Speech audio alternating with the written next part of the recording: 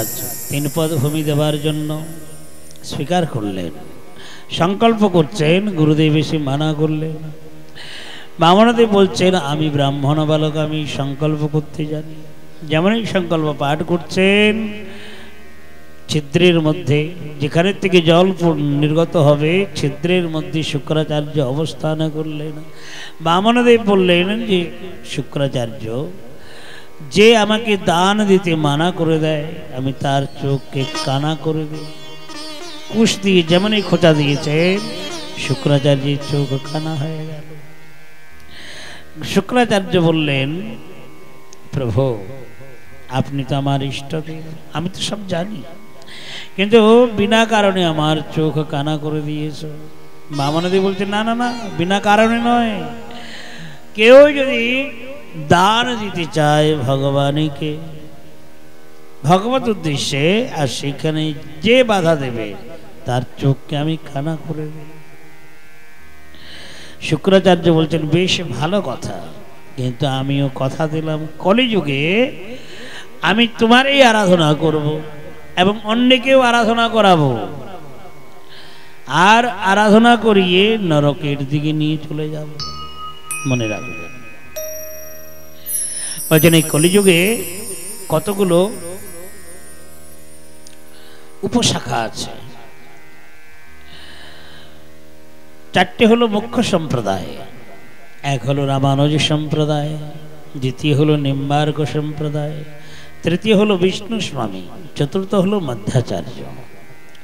বলছেন এই 4টে সম্প্রদায় ব্যতীত যারা মন্ত্র গ্রহণ করবেন, সম্প্রদায় বিহীনা যে মন্ত্রাস্তে বিফলা মতা, 4টে সম্প্রদায় ব্যতীত যারা মন্ত্র গ্রহণ করবেন, বলছেন তাদের মন্ত্র নিষ্ফল হয়ে যাবে। আউল বাউল সাঁই দরবেশ আদি যত কিছু কলিযুগে দেখতে পাওয়া যায়, চূড়াধারী আদি, বলছেন এগুলো হচ্ছে শুক্রাচার্যের বংশধর। তারা আরাধনাও করছেন, ভগবানের সব কিছুই করছেন, কিন্তু করার পরে অনিয়মিত থাকার জন্য তারা নরকেও গমন করছে।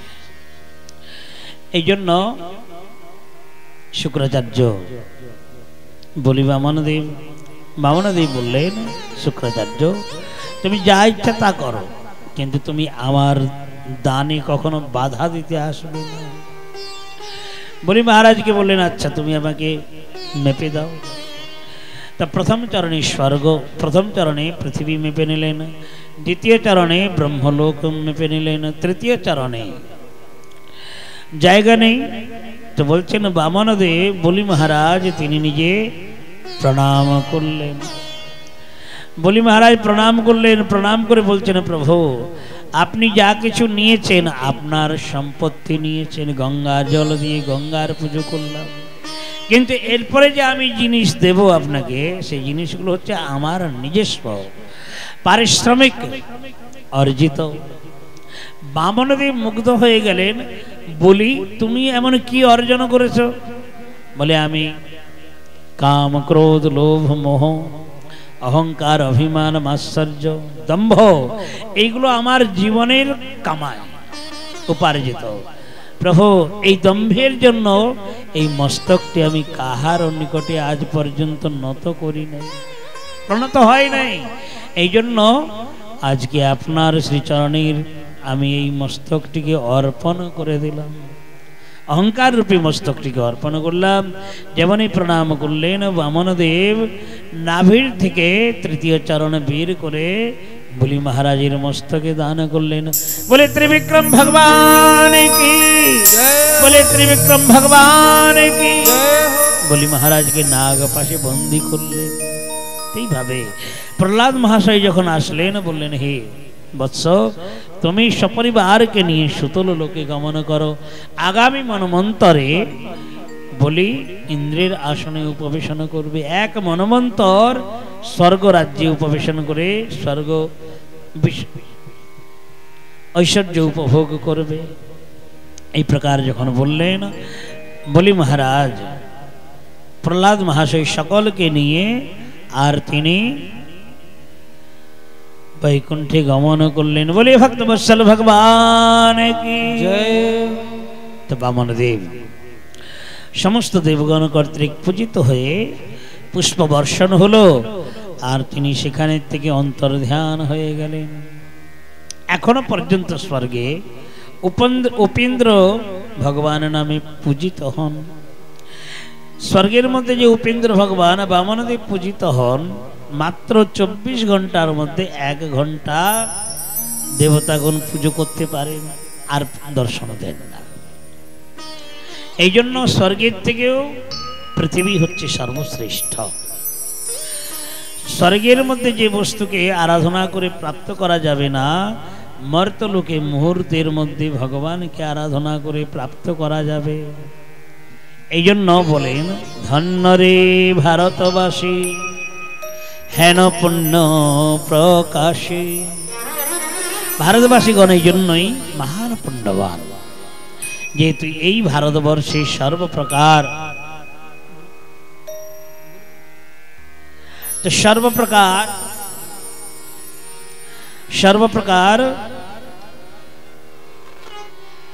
দান করলেন। জয়দং দেবদেবস্য হরেরদ্ভুত কর্মণঃ অবতারানুচরিতং শৃण्वन् যাতি পরাঙ্গতিম।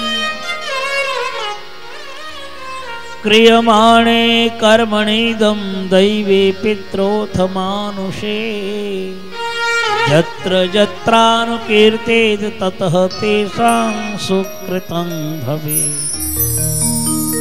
রাজন এই প্রকার 14 মন্বন্তরে ভগবানের অদ্ভুত লীলা বিস্তার করেছেন। মৎস্যাবতার ধারণ করে শ্রাদ্ধদেব মনুকে কৃপা করেছিলেন। পরীক্ষিত মহারাজ বললেন, আপনার কৃপাতে সমস্ত মন্বন্তরের চরিত্র কথা শ্রবণ করলাম। তবে পৃথিবীর মধ্যে যে সমস্ত রাজরাজেশ্বরগণ তারা বিষয় উপভোগ করেছে, কিন্তু বিষয় ভোগ করার পরেও তারা কে কেমন ভাবে ভগবানকে প্রাপ্ত করেছেন, এই প্রসঙ্গে আমরা জানতে চাই। সুখদেব গোস্বামী বললেন, হে রাজন, এই সমস্ত রাজরাজেশ্বরগণের চরিত্র কথা হাজার হাজার বৎসরও যদি বর্ণনা করে থাকি, সমাপ্ত করতে পারা যাবে না। তবে যখন তুমি শ্রবণ করতে চেয়েছ, আমি সংক্ষেপের মধ্যে বলি। ভগবানের নাভির থেকে হলো ব্রহ্মার সৃষ্টি, আর ব্রহ্মার পুত্র হলেন মরীচি। মরীচির পুত্র হলেন মহামুনি কশ্যপ। কশ্যপের পুত্র হলেন সূর্যনারায়ণ, আর সূর্যনারায়ণের পুত্র হলেন শ্রাদ্ধদেব মনু, সপ্তম মন্বন্তরের অধিপতি। বর্তমানে যে মন্বন্তর চলছে, তো শ্রাদ্ধদেব মনু। তো বলছেন, প্রথমত শ্রাদ্ধদেব মনুর কোনো সন্তান হয়েছিল না। তিনি বড্ড চিন্তায় পড়ে গেলেন যে আমার উত্তরাধিকারী আমার উপরান্তে রাজ্য পরিচালনা করবে কে। তা এক সময় করলেন কি, গুরু বশিষ্ঠকে আহ্বান করলেন। তো মহারাজের আদেশে শ্রাদ্ধদেব মনুর আদেশে পুত্রেষ্টি যজ্ঞ করলেন। এখন পুত্রেষ্টি যজ্ঞে যখন চরু নির্মাণ করবেন, মহারাজ বলেছেন আমি পুত্র প্রাপ্ত করতে চাই বলে তো তিনি চলে গেলেন। কিন্তু মহারানী সংজ্ঞা, শ্রাদ্ধদেব মনুর স্ত্রী সংজ্ঞা, তিনি এসে বলছেন, না না না, আমি কন্যা প্রাপ্ত করতে ইচ্ছুক। গুরু বশিষ্ঠ মহারানীর কথা শ্রবণ করে চরু নির্মাণ করলেন। সেই চরু সেবন করাতে একটি কন্যা জন্মগ্রহণ করল, তার নাম হলো ইলা। শ্রাদ্ধদেব মনু যখন দেখছেন কন্যা, তো গুরুদেবের কাছে গেলেন, বাবা আমি তো আপনাকে পুত্র প্রাপ্তির কথা বলেছিলাম। গুরু বশিষ্ঠ বলেন, কেন? মহারানী তিনি তো এসে বললেন আমি কন্যা প্রাপ্ত করতে চাই। শ্রাদ্ধদেব মনু বলছেন, না না না, আমি এটা মেনে নিতে পারবো না, আমার উত্তরাধিকারীর প্রয়োজন, আপনি যাই করুন তাই করুন, কন্যাটিকে পুত্র করে দিন। গুরু বশিষ্ঠ বলছেন আমি কি ভগবান যে উল্টোকে সিধা করে দেব, সিধাটাকে উল্টো করে দিতে পারবো? শ্রাদ্ধদেব মনু বলছেন যদি আপনি না করে দেবেন আমি রাজ্যে আর ফিরে যাচ্ছি না। গুরু বশিষ্ঠ চিন্তায় পড়ে গেলেন। তখন তিনি করলেন কি, নিজের যোগ আরাধনার বলে, যোগ বলে কন্যাটিকে পুত্র করে দিলেন। নাম হলো সুদ্যুম্ন। তো সেই সুদ্যুম্ন ধীরে ধীরে বড় হলো। এখন শ্রাদ্ধদেব মনু ভাবলেন যত শীঘ্রই আমি নিজের ভারাভার সমর্পণ করে দিতে পারলে বনে গিয়ে ভগবত আরাধনা করব। এখন ওই সুদ্যুম্ন যখন যুবরাজে অভিষিক্ত হবে তো নিজের কৃতিত্ব দেখাবার জন্য অনেক সৈন্য সামন্ত নিয়ে মৃগয়া করতে চলে গেল।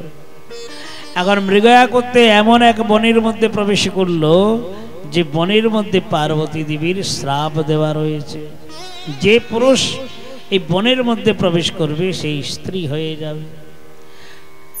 সেই বর্ষের নাম হলো ইলাবৃত বর্ষ। আর সেই ইলাবৃত বর্ষে সুদ্যুম্ন সমস্ত সৈন্য সামন্তকে নিয়ে, অশ্বপদাতিককে নিয়ে প্রবেশ করেছে। আর যেমনই প্রবেশ করেছেন একবারই বিপর্যয় স্বরূপ সকলে স্ত্রী হয়ে গেছে। অশ্বগুলো ঘটকের রূপ ধারণ করল। সবাই নিজের নিজের দিকে, অঙ্গের দিকে তাকাচ্ছে, ব্যাপারটা কি হলো? এমন সময় চন্দ্রের পুত্র বুধ সুদ্যুম্ন রূপী স্ত্রীকে দেখতে পেয়েছে, বড্ড সুন্দরী। তাকে গন্ধর্ব রূপে বিবাহ করলেন। আর গন্ধর্ব রূপে বিবাহ করে তার থেকে একটা সন্তান উৎপন্ন হলো। সেই সন্তানের নাম হলো পুরুরবশ। তাহলে চন্দ্রের পুত্র বুধ মানে কি? সূর্যবংশের কথা বর্ণন হচ্ছিল। সূর্যের বংশের থেকে চন্দ্রবংশের ধারা প্রবাহিত হলো, দুটো ধারা হয়ে গেল, চন্দ্রবংশ, সূর্যবংশ। এখন সুদ্যুম্ন রাজা, সুদ্যুম্ন স্ত্রী রূপে যখন ভ্রমণ করছিল তো রাজ্যে ফিরে আসলো। রাজ্যে যখন ফিরে আসলো শ্রাদ্ধদেব মনু এই সমস্ত দৃশ্য দেখে গুরুদেবের নিকটে গেলেন যে দেখুন আপনি কৃপা করে একবার নিজের যোগীকে বলে কন্যাটিকে পুত্র করেছিলেন, সে তো আবার স্ত্রী হয়ে গেছে, পুনর্মুষিক ভাব, অতএব আপনি আর একটা বার কৃপা করুন। বশিষ্ঠ ঋষি বলে না, আর আমার দ্বারাই সম্ভব না, কেন আমার যা কিছু তপস্যা ছিল সমস্ত শক্তির দ্বারাই কন্যাকে পুত্র করে দিয়েছি তোমার কারণে। শ্রাদ্ধদেব মনু বলছেন যে দেখুন যদি না আপনি করে দেন তাহলে আমি এই আপনার সমক্ষে আত্মহত্যা করব। গলায় ফাঁসি দেবার জন্য উদ্যত হয়ে গেছে। ঋষি বশিষ্ঠ চিন্তা করলেন আমার কাছে এক রাজা আত্মহত্যা করবে তো রাজদ্রোহী আমি হয়ে যাব। ভগবানকে স্মরণ করলেন, স্মরণ করার পরে বললেন শোনো রাজা, এই স্ত্রী এখন এ তো স্ত্রী হয়ে গেছে, 1 মাস পুরুষ হয়ে থাকবে আর 1 মাস স্ত্রী হয়ে থাকবে, এর থেকে আর আমি কিচ্ছু করতে পারবো না।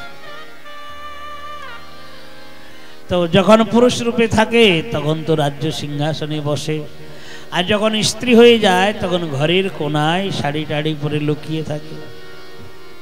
তো এইভাবে কি আর রাজ্য চলে?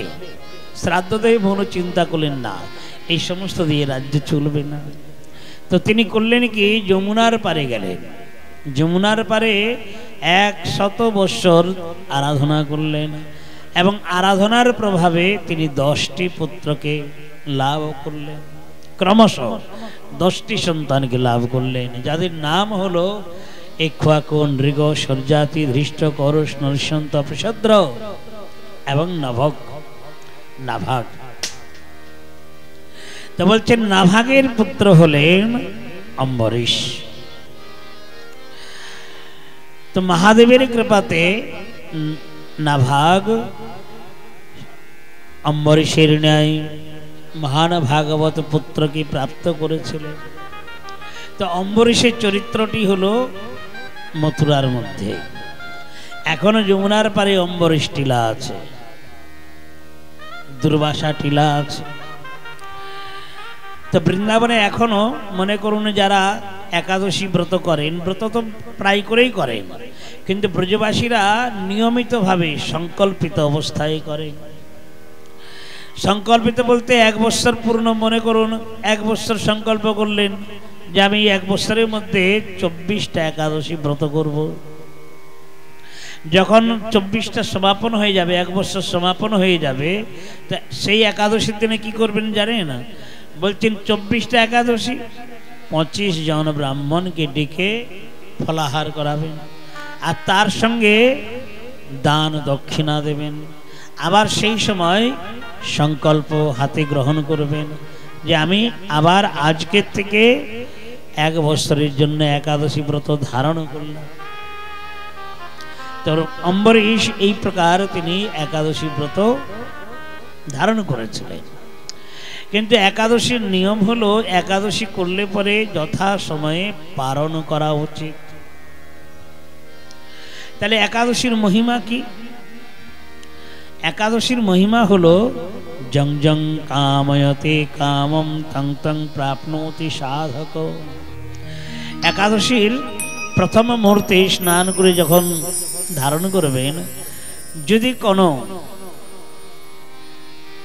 সকামী ভক্ত কিছু কামনা করেন তো একাদশীর প্রথম মুহূর্তে সংকল্প করবেন যে মা আমি তোমাকে ধারণ করলাম, 24 ঘন্টা নিরম্ব ব্রত করব, আমার মনের মধ্যে যেটা আছে যেন পরিপূর্ণ হয়। জং জং কাময়তে কামম তং তং। একাদশী মহারানী ইনি হচ্ছেন ভগবান বিষ্ণুর অঙ্গের থেকে প্রকটিত, ভগবান বিষ্ণুর অঙ্গের থেকে প্রকটিত। এক সময় এমন হয়েছিল,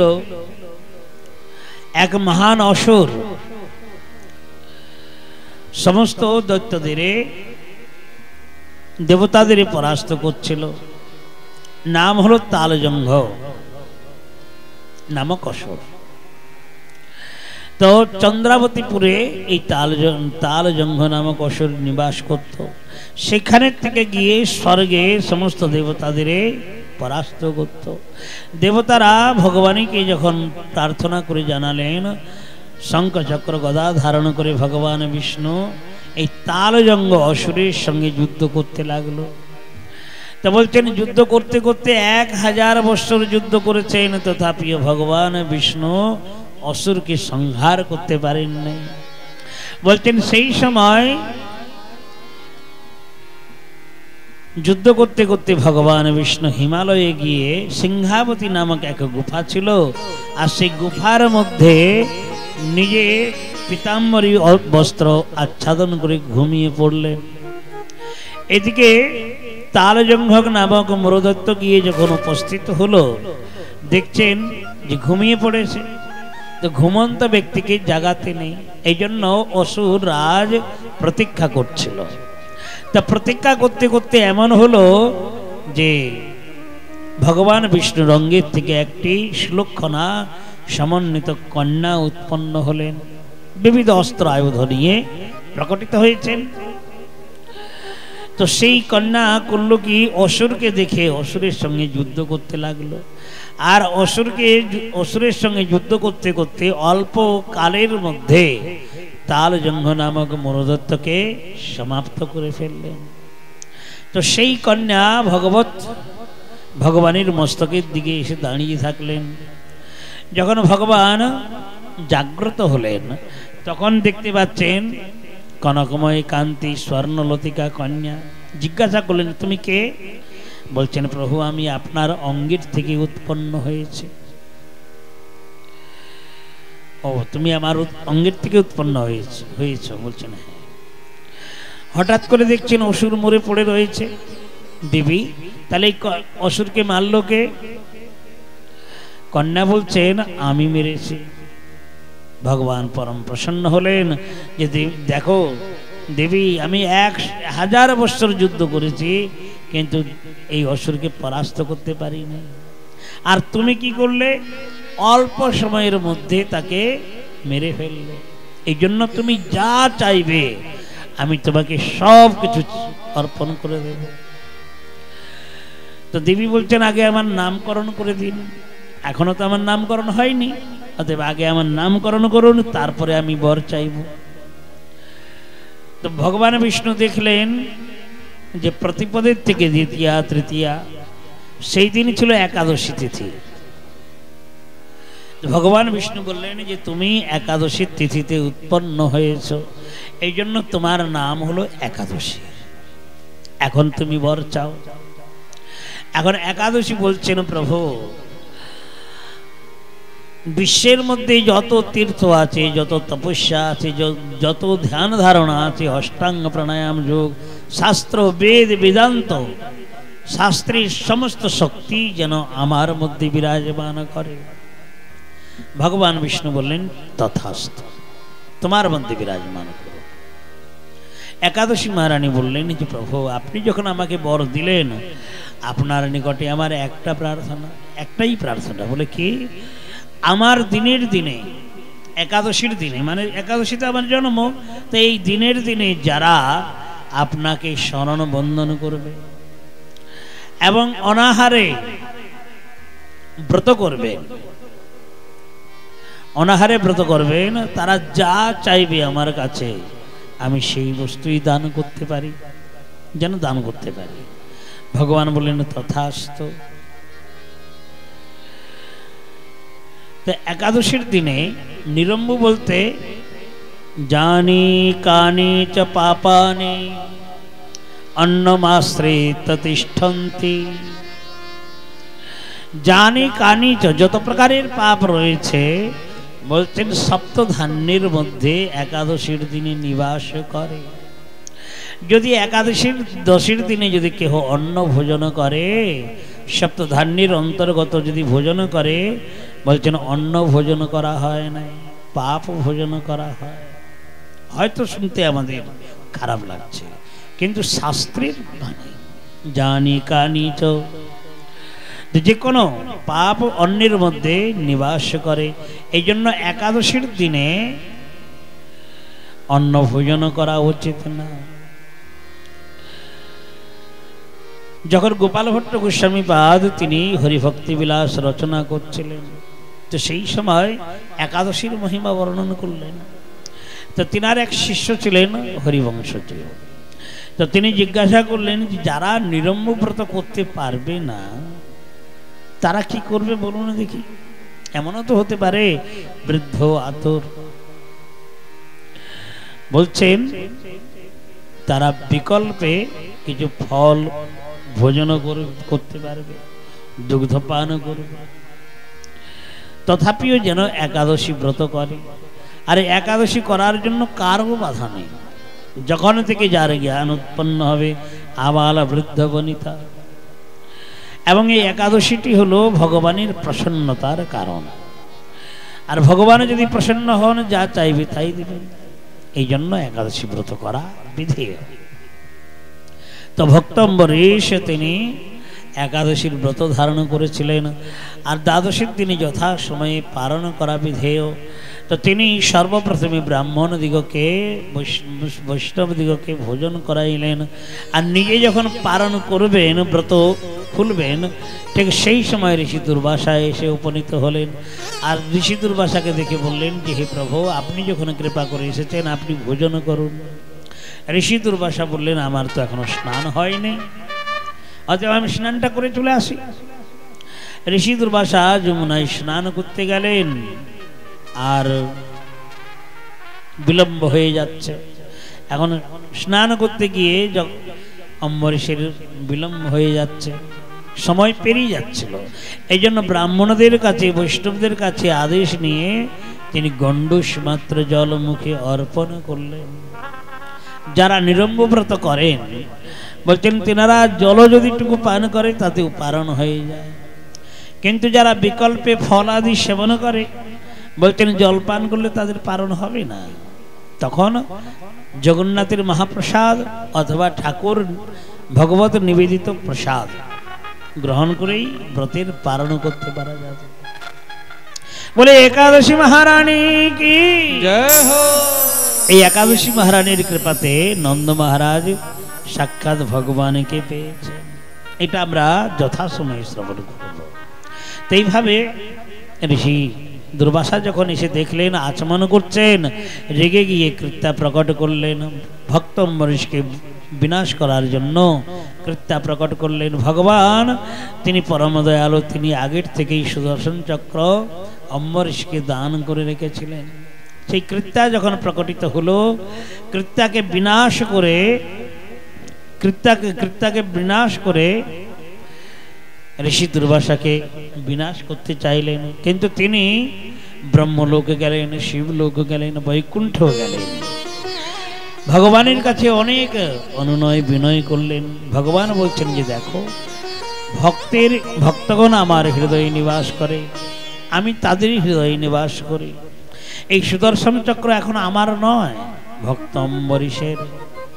ঋষি দুর্বাসা বললেন যে দেখুন, আমি সর্বস্ব ত্যাগী, আমার ঘর নেই, সংসার নেই, স্ত্রী নেই, পুত্র নেই, আমি সর্বস্ব ত্যাগী।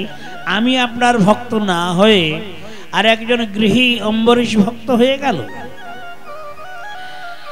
ভগবান বিষ্ণু বললেন, হে ঋষি দুর্বাসা, তুমি তো সম্বন্ধে আমার নাতি, কিন্তু তুমি একটা কথা বলো, যখন তুমি অম্বরীশকে বধ করার জন্য কৃত্যা প্রকট করেছিলে, অম্বরীশ কোথায় গিয়েছিল? বলে কোথাও যায়নি, সেখানেই দাঁড়িয়েছিল।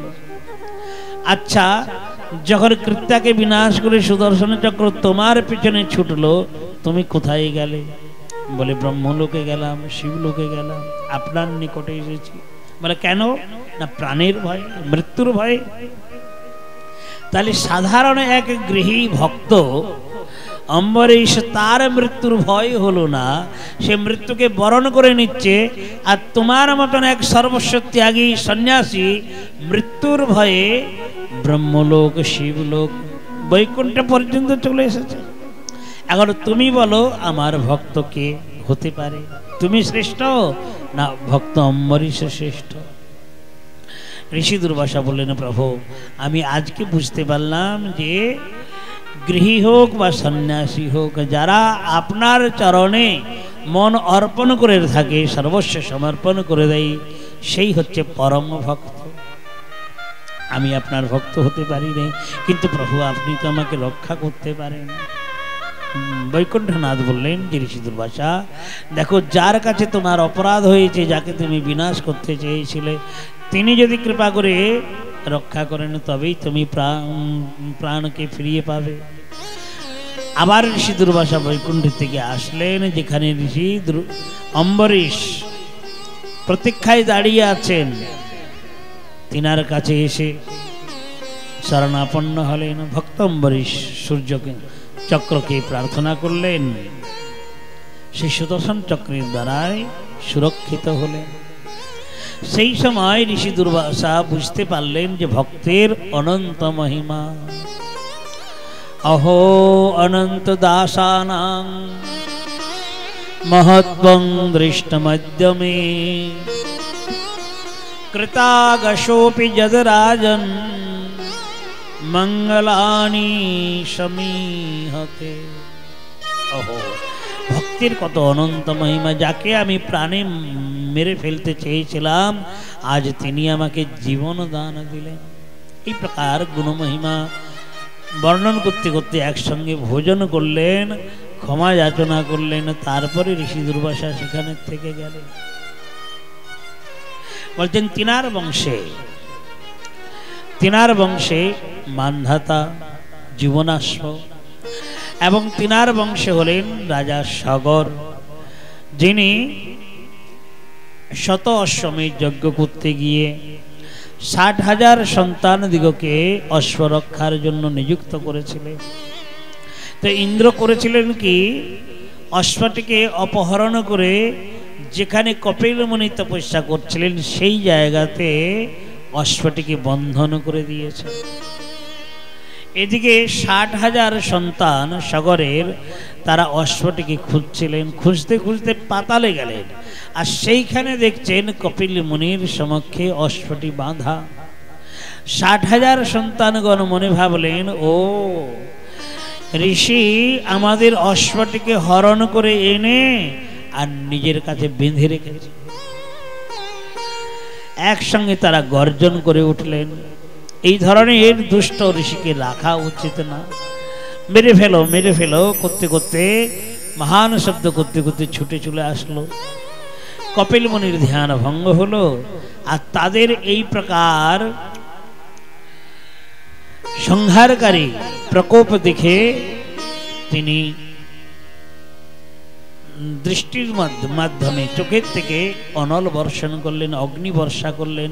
আর সেই অগ্নি বর্ষার দ্বারাই সমস্ত শয়ন, সমস্ত সগরপুত্র 60,000 সগরপুত্র সমাপ্ত হয়ে গেল।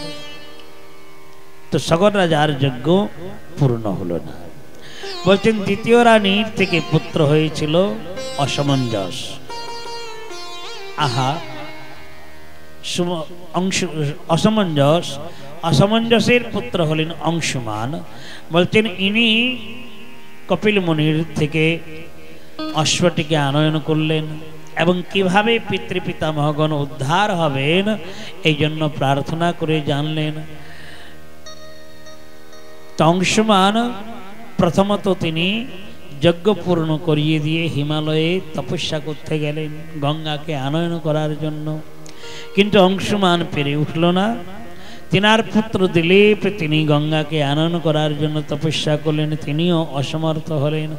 দিলীপের পুত্র হলেন ভগীরথ। ভগীরথ তিনি গঙ্গাকে প্রসন্ন করে মহাদেবকে প্রসন্ন করলেন এবং গঙ্গার ধারার যে বেগ মহাদেব জটাজুটি ধারণ করলেন এবং মহাদেবের জটার এক ভাগের থেকে গঙ্গা প্রবাহিত হয়ে ভারতবর্ষকে পরম পবিত্র করলেন। যে গঙ্গার সংস্পর্শে সগরের 60,000 সন্তানগণ উদ্ধার হয়ে গেলেন। সুকমুনি বললেন, হে রাজন, যে গঙ্গার সংস্পর্শে যদি পিতৃপুরুষগণ উদ্ধার হতে পারে, ইচ্ছা করে যারা গঙ্গায় স্নান করবে আচমন করবে তারা কি ফল প্রাপ্ত করবে সে কথা তো আমি বর্ণন করে শেষ করতে পারবো না। বলে গঙ্গা মাইয়া কি জয় হো। তো গঙ্গার প্রসঙ্গ বর্ণন করলেন। তো বলছেন ভগীরথের বংশে হলো সৌদাস, আর সৌদাসের বংশের কথা বর্ণন করতে গিয়ে বলছেন খট্পাঙ্গ। খট্পাঙ্গ রাজার চরিত্র আমরা প্রথমেই শ্রবণ করেছি। আর খট্পাঙ্গের বংশে দীর্ঘবাহু, তার পুত্র হলেন রঘু। রঘু বংশের মধ্যে হলো অজ মহারাজ। অজ মহারাজের পুত্র হলেন রাজা দশরথ, ইনি হলেন অযোধ্যাপতি। কিন্তু মহারাজ দশরথের তিনটি রানী থাকা সত্ত্বেও তিনার কোনো সন্তান হয়েছিল না। একসময় তিনি মৃগয়া করতে গেছিলেন। তো রাত্রির মধ্যে শব্দভেদী বাণীর দ্বারাই মৃগয়া করছিলেন। আর সেই রাত্রিতে উজিয়ারা জ্যোৎস্নার আলোকে অন্নমনির পুত্র শ্রবণ কুমার মাতা পিতাকে সেই বনের মধ্যে রেখেছিলেন। তো তাদের পিপাসা লেগেছিল, নেত্রহীন পিতামাতা, তাদের পিপাসা লেগেছিল। শ্রবণ কুমার কি করেছিলেন, পাত্র নিয়ে জলাশয়ে জল আনতে গেলেন। আর যখন এই পাত্রটা জলের মধ্যে ডুবিয়েছেন, ডবডব করে শব্দ হচ্ছিল। আর যেমনই শব্দ হচ্ছিল, দশরথ মহারাজ গাছের গোড়ায় বসেছিলেন। মনে ভাবলেন কোনো হরিণী জলপান করতে এসেছে। সেইখানের থেকে একবারেই শব্দভেদী বাণ নিক্ষেপ করেছেন। আর যেমনই শব্দভেদী বাণ নিক্ষেপ করেছেন, শ্রবণ কুমারের বুকে স্বরবিদ্ধ হয়ে গেল। আর যেমনই স্বরবিদ্ধ হয়েছেন, চিৎকার করে উঠলেন। রাজা দশরথ ভাবলেন, আহা, আমি তো মহান অন্যায় করেছি, তো মানুষের শব্দ। ছুটে এসে দেখছেন এক ঋষি কুমার। শ্রবণ কুমার বলছেন, মহারাজ, পিতামাতা নেত্রহীন, পিপাসার্থ, অতএব আমার বুকের থেকে স্বরটা বের করে নিন, আমার আর যন্ত্রণা সহ্য হচ্ছে না। আর কৃপা করে জল নিয়ে নেত্রহীন পিতামাতাকে পান করিয়ে দিন। শ্রবণ কুমারের বুকের থেকে যখন স্বর বের করে নিলেন, তো তিনি সেখানেই নিজের লীলাকে সমাপ্ত করলেন। জীবন লীলা সমাপ্ত হলো।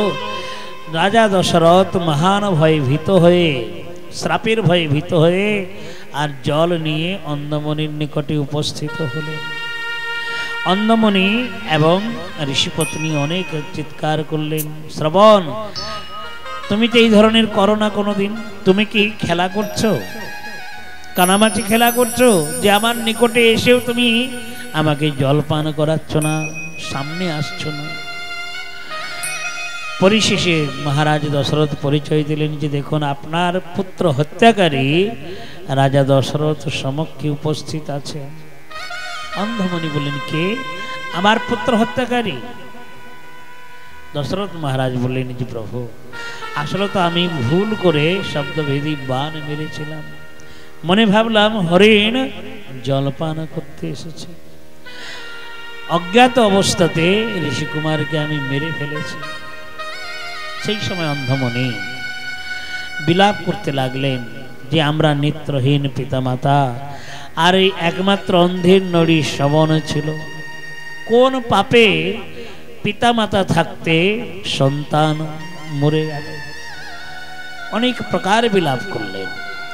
আদি পুরাণে বর্ণনা আছে, বিলাপ করতে করতে বলছেন নিশ্চয়ই কোন সময় তীর্থে গিয়ে তীর্থের জলকে জল বুদ্ধি করেছিলাম, কোন সময় হয়তো মন্ত্রকে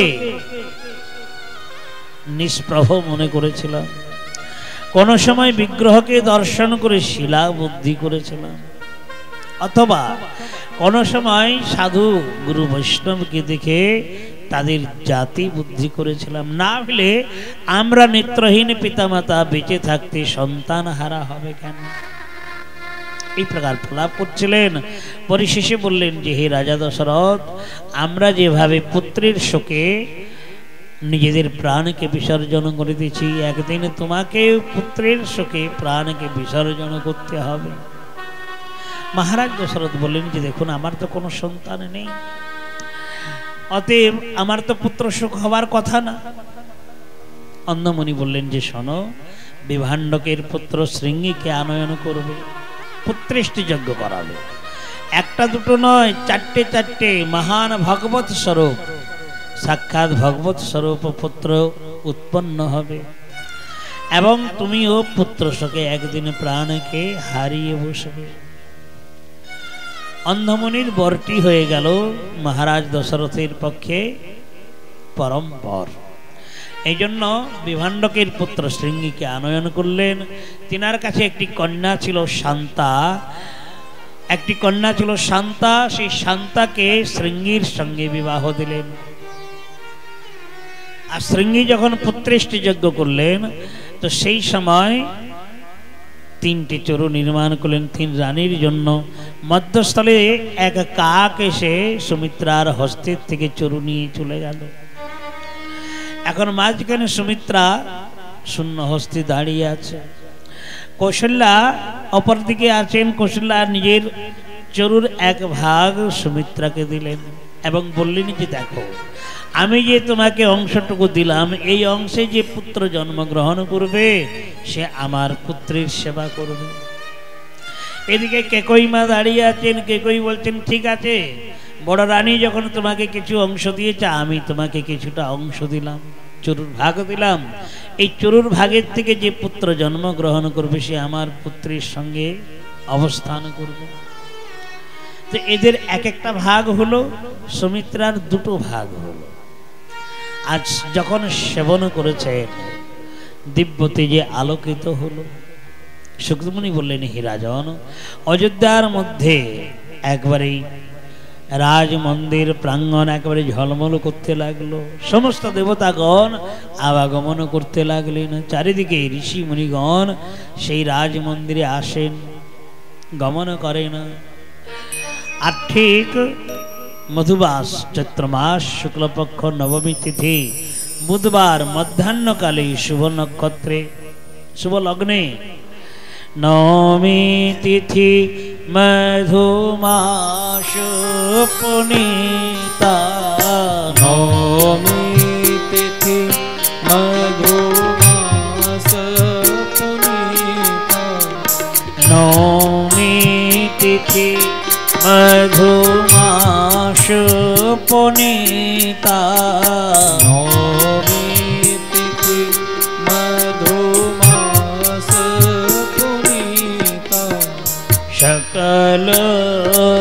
पक्ष अभिजित हरि प्रीता सकल पक्ष हरिजित हरि प्रीता माध्य विवशयति शीतल धाम मध्य दिवस अति शीतल धाम पावन काल लोक विश्राम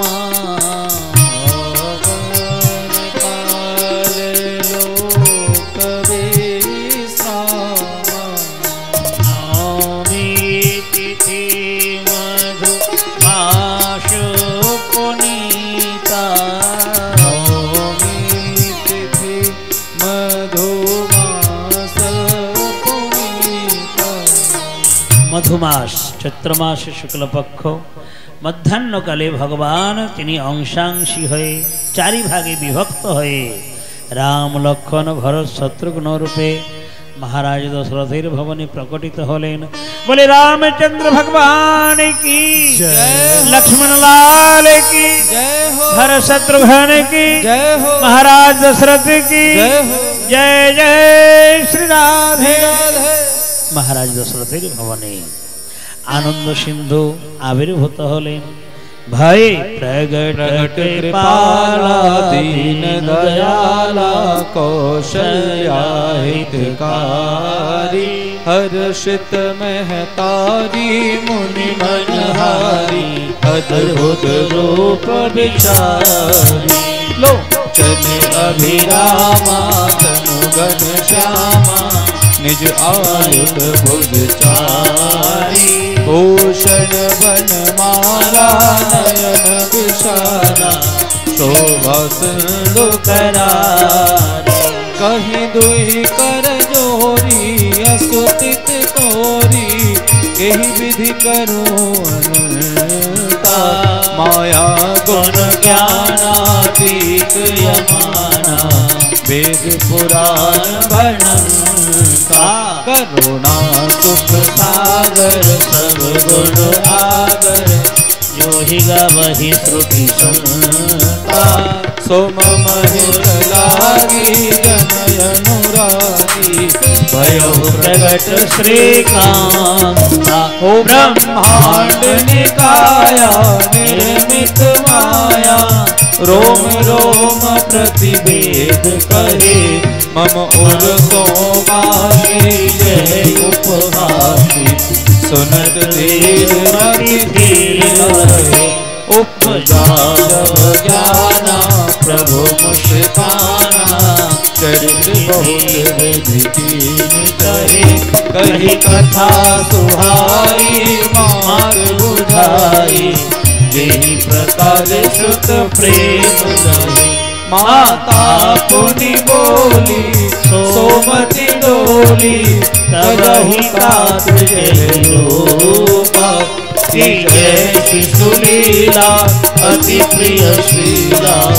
जय सुख परम अनुपा सोनी बचन सुजाना रोदन ठाना होई बालक शुरूपा यह चरित जो गावहि हरि पद पावहि तेन परहि भवकूपा हो तेन परहि भवकूपा तेन परहि भवकूपा विप्रधेनु सुर संत हित लेन मनुज अवतार निज इच्छा निर्मित तनु माया गुण गोचर पार।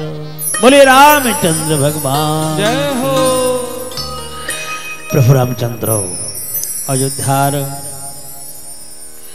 प्रजागणेर नयन मणि हलेन सकलेर आनंददायक हलेन एवं तीन महारानी पुत्रगण के प्राप्त करे हर्षोल्लासे आनंदे विभोर हलेन। सुखदेव गोस्वामी पाद प्रभु रामचंद्रेर लीला एकटा श्लोकेर मध्य सम्पूर्ण गुणगान गेयेछेन। প্রভু রামচন্দ্রের যে সমস্ত লীলা অগাধ, সে লীলা কখনো বর্ণন করে সমাপ্ত করা যায় না।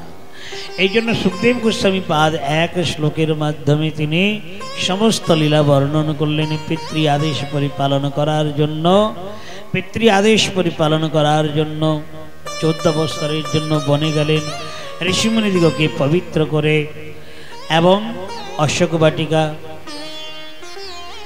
নাসিকে গিয়ে উপবেশন করলেন, শূর্পণখার নাসিকা ছেদন করলেন, আর রাবণ সীতামাকে হরণ করে নিয়ে গেলেন এবং সীতামাকে নিমিত্ত করে সমস্ত রাক্ষসকুলকে সংহার করলেন এবং রাবণ কুম্ভকর্ণ আদিকে নাশ করিয়ে 14 বৎসরের উপরান্তে আবার রাজ্যে ফিরিয়ে এসে রামে রাজনি ধর্মজ্ঞে সর্বভূত সুখাবহে সর্বে কাম দুভায়াসন প্রজানাং ভরতর্ষভঃ। কি রাজন প্রভু রামচন্দ্র যখন আবার পুনরায় রাজ্যে অভিষিক্ত হলেন, সর্বত্র জয় জয়কার হতে লাগলো। তো এইভাবে যথাসংক্ষেপে প্রভু রামচন্দ্রের গুণাবলী কীর্তন করলেন। তিনার বংশে কুশ এবং লব দুটো সন্তান উৎপন্ন হলেন। ইক্ষ্বাকু নাময়ং বংশ সুমিত্রান্ত ভবিষ্যতে যতস্তং প্রাপ্য রাজানং যথাস্তং প্রাপ্স্যতি বৈ কলো। তো সুমিত্রা ইক্ষ্বাকু মহারাজের বংশে সুমিত্রা নামনি রাজকন্যা জন্মগ্রহণ করবেন। তিনার যে সন্তান হবে সেই সন্তান পর্যন্তই ক্ষত্রিয় সমাপ্ত হয়ে যাবে, কলিযুগে ক্ষত্রিয় সমাপ্ত হয়ে যাবে। এই পর্যন্ত সূর্যবংশের কথা বর্ণন করলেন।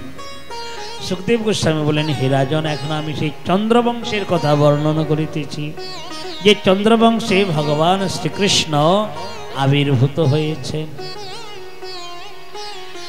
ভগবান নারায়ণের নাভির থেকে ব্রহ্মা, আর ব্রহ্মার পুত্র হলেন অত্রি। অত্রির দৃষ্টির থেকে চন্দ্রমার উদয়, আর চন্দ্রের পুত্র হলেন বুধ, বুধের পুত্র হলেন পুরুরবশ, যার কথা আমরা একটু আগে শ্রবণ করে এসেছি। তো বলছেন সেই পুরুরবশের 6টি হলো সন্তান, আয়ু, শ্রুতায়ু, সত্যায়ু, রয়, বিজয়, জয়। তো এই জয়ের বংশ বর্ণনা করতে গিয়ে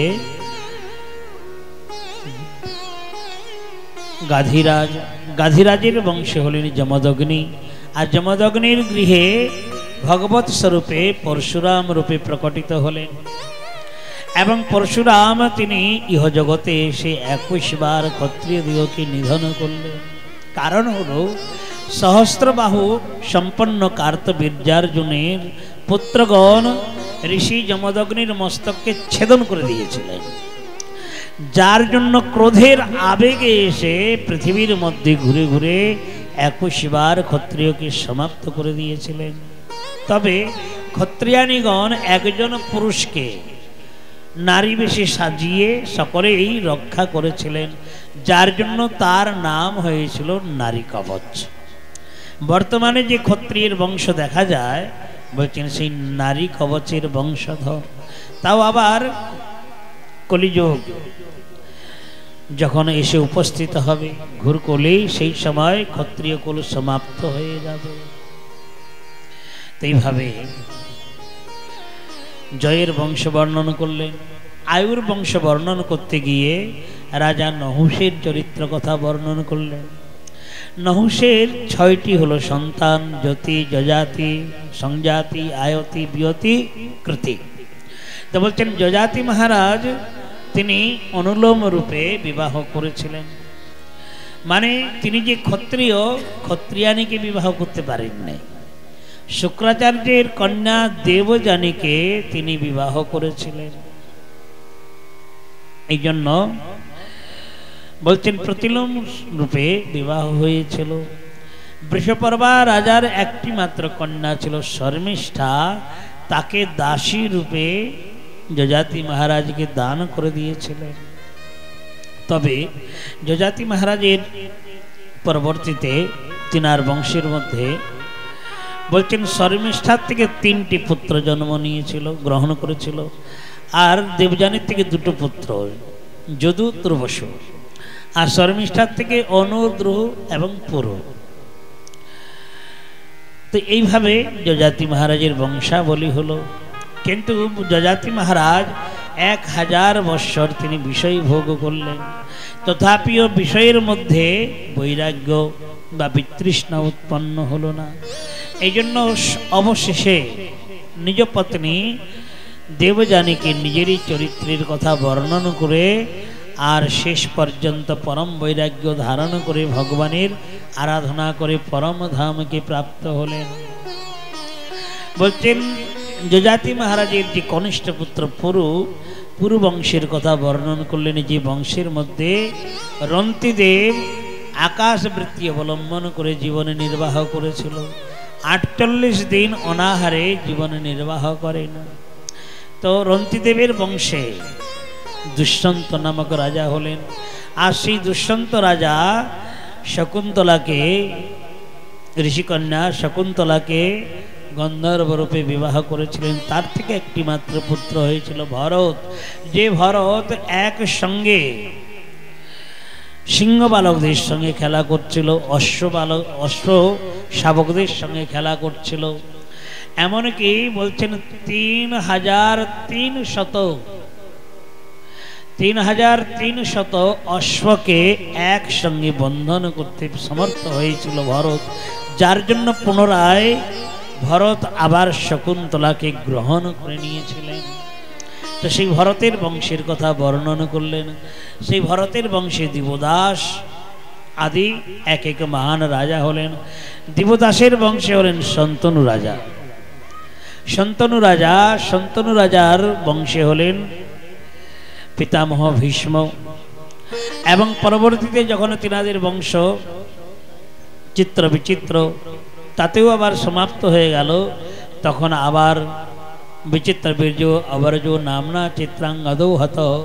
তো হে রাজন, পরবর্তীতে অম্বিকা, অম্বালিকা এদের থেকে ধৃতরাষ্ট্র, পাণ্ডু এবং দাসীপুত্র রূপে বিদুরের জন্মগ্রহণ হয়ে থাকে।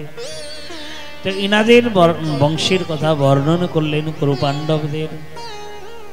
সুখদেব গোস্বামী বলেন, হে রাজন, এখন আমি সেই যদু মহারাজের বংশের কথা বর্ণনা করিতেছি। যদোর বংশং নর শ্রুত্বা সর্ব পাপৈ প্রমুচ্যতে।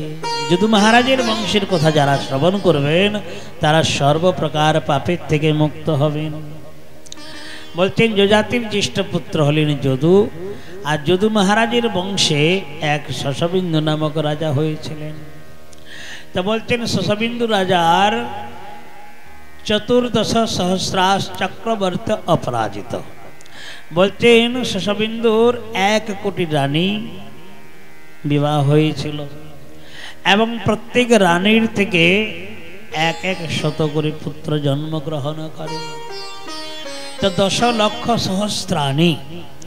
বলছেন কত যে সন্তান হয়েছে তার কোনো সীমা নেই। এই জন্য ভাগবতী যত বংশাবলী বর্ণন রয়েছে, রাবণীর থেকে নিয়ে বা অন্যান্য রাজরাজেশ্বরগণের, বলছেন শশবিন্দু রাজার বংশ হলো অগণন। শ্রীকৃষ্ণের বংশের কথা আমরা শ্রবণ করেছি 56 কোটি যদু বংশ, কিন্তু বলছেন শশবিন্দুর কোনো সংখ্যাই নেই। তো শশবিন্দুর বংশে বিদর্ভ নামক রাজা হয়েছিল। আর বিদর্ভের বংশে কোষ, ক্রথু, রোমপাদ। তো কুশের থেকে সমস্ত 14 দেশীয় রাজা শিশুপাল আদির জন্মগ্রহণ করেছিল। ক্রথুর থেকে সাত্যতক, বৃষ্ণি, অন্ধক, মধু, দশারহ, সুরসেন কুরু বংশের জন্ম হয়েছিল। আর রোমপাদের বংশে দেবমিড় নামক রাজা হলেন। আর দেবমিড় নামক রাজার 2 হলো স্ত্রী, এক হলো ক্ষত্রিয়ানী, এক হলো বৈশ্যবর্ণা। এমনি তো অনেক রানী ছিল, তবে 2 রানী হলেন প্রমুখ। তো বৈশ্যবর্ণা রানীর থেকে পর্জন্য গোপের জন্ম হলো। আর ক্ষত্রিয়ানীর থেকে সুর মহারাজের জন্ম। তো ক্ষত্রিয়ানীর থেকে যখন সুর মহারাজের জন্ম হলো, সুর মহারাজকে বলছেন মথুরা সেই সময় রাজধানী ছিল, উত্তরপ্রদেশের মথুরা রাজধানী ছিল। তো মথুরার রাজা করলেন সুরসেন রাজাকে। আর পর্জন্য গোপ বলছেন তাকে কি করলেন, দেবীমীন মহারাজের রাজ্যে যত ধেনু সমূহ ছিল, গরু ছিল, সমস্ত গরুগুলোকে নিয়ে পর্জন্য গোপকে সেবা করতে দিলেন। তার সঙ্গে 84 কোষ ব্রজমণ্ডল দান করলেন। কেন এক জায়গায় দুইজন রাজা হতে পারবে না, এক জায়গায় দুজন রাজা হলেই কলহ সৃষ্টি হবে। এই জন্য দেবীমীন মহারাজ সুরকে মথুরা রাজা করলেন আর পর্জন্য গোপকে 84 কোষ ব্রজমণ্ডল জায়গা দিয়ে গোকুলের রাজা করে দিলেন এবং 9 লক্ষ ধেনু নিয়ে তিনি ব্রজমণ্ডলে বাস করলেন। তা পর্জন্য গোপের কোনো সন্তান হয়েছিল না। তিনি একসময় মহাদেবীর আরাধনা করলেন আর মহাদেবীর আরাধনা করার পরে উপানন্দ, অভিনন্দ, নন্দ, সুনন্দ, নন্দন পঞ্চপুত্রের জন্ম হলো। এদেরই হলো সমস্ত চরিত্র ব্রজমণ্ডলের কথা। এখন সুরসেনের মহারাজের বংশাবলীর কথা বর্ণন করছেন যে সুরবংশের মধ্যে বলছেন আহোক আদি রাজন্যবর্গের জন্মগ্রহণ হয়েছিল এবং তাদের মধ্যে বসুদেবের জন্ম হয়ে থাকে। সুর মহারাজের বলছেন 7টি কন্যা ছিল। বলছেন বসুদেব সেই 7টি কন্যাকে বিবাহ করেন। তাছাড়াও বসুদেবের অনেক পত্নী ছিল। তাদের মধ্যে প্রমুখ পত্নী হলেন পৌরবী, রোহিণী, ভদ্রা, মদিরা, রচনা, ইলা এবং দেবকী। এরা হলো বসুদেবের প্রমুখ পত্নী। বলছেন বসুদেব যে এত সমস্ত স্ত্রীকে বিবাহ করেছিলেন, তিনি কে ছিলেন? বলছেন তিনি হলেন যদুকুলের সর্দার। আর যুবরাজ কংস তিনি উগ্রসেনের পুত্র। তো সুরসেনের বংশে যুবরাজ কংস হলো সর্দার আর এদিকে বৃষ্ণি বংশের সর্দার হলো অক্রূর মহাশয়। তো এই জন্য 3 জনের মধ্যে বেশ মিল ছিল। এক সময় যুবরাজ কংস করল কি, দিগ্বিজয় করতে গেলেন আর দিগ্বিজয় করতে গিয়ে মগধ দেশে গিয়ে রাজা জরাসন্ধকে পরাস্ত করলেন। রাজা জরাসন্ধ যখন পরাস্ত হলেন, রাজা জরাসন্ধ চিন্তা করলেন আজ পর্যন্ত কোনো রাজা আমাকে পরাভূত করতে পারে নাই, আর যুবরাজ কংস আমাকে অনায়াসে পরাস্ত করলো। তো প্রসন্ন হয়ে তিনার 2 কন্যা ছিল, অস্থি এবং প্রাপ্তি। তো মহারাজ যুবরাজ কংসের সঙ্গে বিবাহ দিলেন, তার সঙ্গে একটা যৌতুক দিলেন। সেই যৌতুক হলো যে হাতির মধ্যে 10,000 হাতির বল রয়েছে, কুবলয়া পীড় হস্তি, সেই কুবলয়া পীড় হস্তিকে যৌতুক রূপে দান করলেন। বলছেন যুবরাজ কংস আরো এগিয়ে চলে গেলেন ভারতবর্ষে। বলছেন কাল যবনের সঙ্গে মিত্রতা হলো আর কাল যবনের কাছে যখন নিজের মনের কষ্টের কথা জানালেন যে দেখুন বাবা যখন রাজত্ব করেন সকলের সঙ্গে মন্ত্রণা করে করেন, কিন্তু এটা আমার ভালো লাগে না। কাল যবন বলেন কেন, তুমি একমাত্র রাজা হবে, তুমি তার অধিকারী, আর সকলের পরামর্শ নেবে কেন? শোনো, যদি দরকার হয় আমাদের থেকে সৈন্য নিয়ে চলে যাও, আর তোমার পিতা যেখানে যেখানে সৈন্য নিযুক্ত করেছে সেইগুলোকে সমাপ্ত করে দাও, আর নিজের সৈন্যগুলোকে, আমার প্রদত্ত সৈন্যগুলোকে নিযুক্ত করে দেবে। তো যুবরাজ কংস অনেক সৈন্যকে সঙ্গে নিয়ে আসলেন। মাঝখানে বকাসুর, অঘাসুর, প্রলম্বাসুর সকলকে পরাভূত করলেন, নিজের মুষ্টিগত করে নিলেন। আর মথুরায় যখন আসলেন, মহারাজ উগ্রসেনের দ্বারাই সংরক্ষিত সমস্ত সৈন্যকে বিনাশ করলেন আর নিজের সৈন্যকে নতুন করে স্থাপন করলেন। মহারাজ যুবরাজ কংস রাজ মন্দিরে প্রবেশ করলেন। তো সেই সময় উগ্রসেন মহারাজ নিজের ভ্রাতা দেবকের কন্যা হলো দেবকী, তার বিবাহের প্রস্তাবনা করছিলেন। কার সঙ্গে বিবাহ দেওয়া যায়, লগ্ন বিচার হচ্ছিল। আর সেই সময় দুষ্ট কংস গিয়ে বলছেন, বাবা আপনার যে রাজমুকুট আছে আপনি নিজের হাতে দেবেন না আমি কেড়ে নেব? উগ্রসেন মহারাজ বলেন, এই ধরনের কুবুদ্ধি কবে থেকে হলো তোমার? দিগ্বিজয় করে এসেছো মনে হয় তুমি একবারই আমাকেও পরাস্ত করে ফেলেছো। যুবরাজ কংস বলছেন, বাবা আমি আপনাকে ভালো ভালো বলছি, আপনি নিজের হাতে আমাকে রাজমুকুট তুলে দিন, আর যদি না দেবেন বাধ্যতা হব কিনে নিতে। উগ্রসেন মন্ত্রীদিগকে ডাক দিলেন। এখন উগ্রসেন মহারাজ মন্ত্রীকে যখন ডাক দিয়েছেন, তিনার আর স্বজন বন্ধু বান্ধব কেউ আসলো না। সমস্ত দুষ্ট কংসের অনুচর এসে আর উগ্রসেন মহারাজকে ঘিরে বসলেন। এখন উগ্রসেন মহারাজ জালের মধ্যে তিনি আটকা পড়ে গেলেন, ফাঁপড়ে পড়ে গেলেন। যার জন্য এখন কি করবেন? যুবরাজ কংস বললেন যে এখন কি করবেন, মুকুট দেবেন না আমি কেড়ে নেব? উগ্রসেন মহারাজ নিজের হাতে যুবরাজ কংসকে রাজমুকুট দিয়ে দিলেন। দুষ্ট কংস চিন্তা করলেন, যদি বাবাকে এইভাবে এখন ছেড়ে দেই, আবার পরবর্তীতে স্বজন বন্ধু বান্ধবদের সঙ্গে মিশে আমাকে পরাজিত করবে। এই জন্য যাতে কেউ জানতেই না পারে, উগ্রসেন মহারাজকে নিয়ে একবারে কারাগৃহে বন্দী করে দিলেন। আর কারাগৃহে যখন বন্দী করে দিলেন, ধীরে ধীরে সবাই জানতে পারলো। এখন জানতে পারার পরে তো আর কারো কিছু করার নেই। শেষ পর্যন্ত দেবকীর আর বিবাহ হয় নাই। যুবরাজ কংস মনে ভাবলেন কার সঙ্গে বিবাহ দেওয়া যায়। তো বসুদেবের সঙ্গে ছিল মিত্রতা, বসুদেবকে ডাক দিলেন, ভাই কাকা তো বোন রয়েছে দেবকী, আমার ইচ্ছা হলো তোমার সঙ্গে বিবাহ দিয়ে দেয়। বসুদেব চিন্তা করলেন, কংসের সঙ্গে তো আমি পেরে উঠব না, ঠিক আছে যদি তোমার ইচ্ছা এটাই হয়ে থাকে তুমি সম্প্রদান করতে পারো। তো যুবরাজ কংস দেবকীকে বসুদেবের সঙ্গে বিবাহ দিলেন। সুখদেব গোস্বামী বলছেন, হে রাজন, যখন মথুরার মাঝে বিবাহ দিচ্ছিলেন সেই সময় চতুশতম পারিবরিহম গজানাং হেমমালিনাম অশ্বানাম অযুতম সার্ধম। রাধে রাধে। অভিষেক যিনি করবেন, অশ্বানাম অযুতম সার্ধম রথানাং চতুর্শতশতম। বলছেন দেবকীকে বিবাহ দিলেন।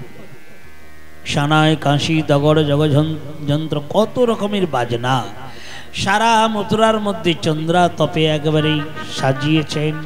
পুষ্পের বর্ষা, চারিদিকে জয় জয়কার হচ্ছিল। এদিকে শঙ্খের ধ্বনি, মৃদঙ্গের ধ্বনি, নানান প্রকার মাঙ্গলিক ধ্বনি হতে লাগলো, পুষ্প বর্ষা হতে লাগলো। আর এমন সময় বলছেন 400 দাসী, অশ্ব, গজ, পদাতিক এই সমস্ত বসুদেবকে যৌতুক দান করলেন। দাসীনাং দোহিত্রে দেবকো প্রাদাদ জানে দোহিত্রী বৎসলহ। যুবরাজ কংস ভগিনীকে এই সমস্ত দহেজ দিলেন। বসুদেব যখন বিবাহ করে আর এই সমস্ত দহেজগুলো, যৌতুকগুলো নিয়ে চলে যাচ্ছিলেন রথে বসে, তো যুবরাজ কংস মনে মনে ভাবছেন, মথুরার মধ্যে এত আমার প্রশংসা হচ্ছে, যদি অন্তিম সময়টুকু যদি জামাতা বসুদেব এবং দেবকীকে তাদের রাজমন্দিরে পৌঁছে দিয়ে আসি তাহলে আরো সুনাম হবে। হে রাজন, বসুদেব দুষ্ট কংস নিজের সুনাম প্রাপ্তির জন্য করল কি, বসুদেবকে রথ পরিচালনা করতে না দিয়ে নিজে স্বয়ং রথ পরিচালনা করলেন। বসুদেব দেবকীকে বসিয়ে তাদের রাজমন্দিরে নিয়ে যাচ্ছিল। আর যখন রাজমন্দিরে নিয়ে যাচ্ছে অশ্বপৃষ্ঠে বসিয়ে, আর সেই সময় মহারাজ আকাশ ভেঙে পড়ল। আরে দুষ্ট কংস, আরে দুষ্ট কংস, যাকে তুমি রথে বসিয়ে বহন করে নিয়ে যাচ্ছ, সেই দেবকীর অষ্টম গর্ভে যে সন্তান জন্ম নেবে তোমার পরম কাল হয়ে জন্মাবে।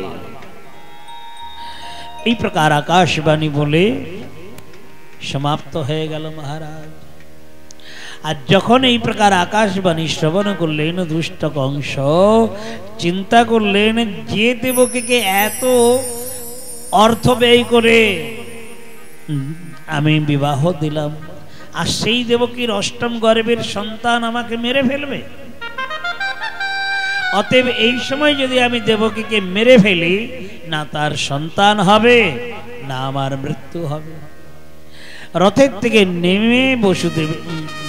থেকে নেমে দেবকীর কেশগুলোকে ধরেছেন, আর ধরে টান দিয়ে নিচে নিয়ে আসলেন, টেনে নিয়ে আসলেন, আর এনে অস্ত্র বের করে বধ করতে চাইলেন।